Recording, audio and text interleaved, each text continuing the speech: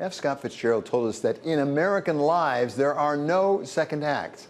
The annals of business and politics and sports are filled with stories of stars who had great first acts but fell short when they tried to come back.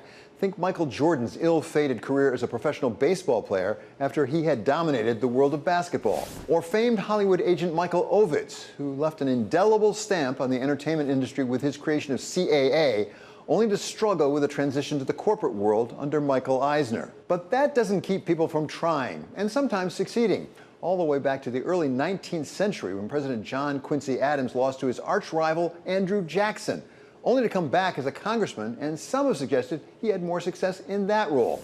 Or Arnold Schwarzenegger, who went from action star of the big screen to become a successful governor of California. I'll be back.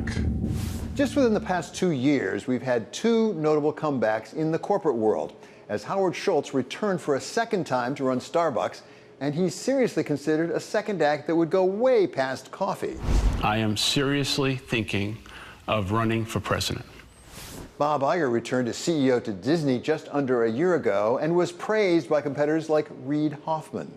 Bob is, I think, one of the great CEOs of our time. Part of what you want CEOs to be doing, which is acting like owners and feeling that the important thing is the legacy of the company that they hand on to their successors, to employees, to society, and I think Bob is that guy.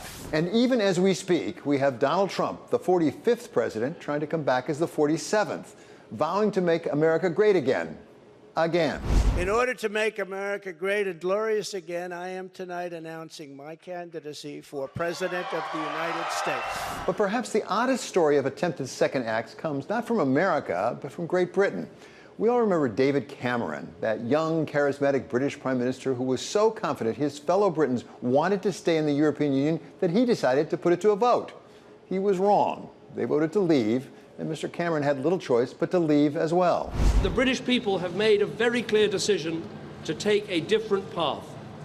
And as such, I think the country requires fresh leadership to take it in this direction. Now, 7 years later, another struggling Tory Prime Minister, Rishi Sunak, has decided to bring Mr. Cameron back. Not as Prime Minister, to be sure, but as his Foreign Secretary. Things are quite a bit different today than they were when Mr. Cameron left number 10. The world's been through a pandemic. The promises of economic prosperity made by the Brexiteers have proven largely hollow. And the polls point to Labour being back in power with the next general election.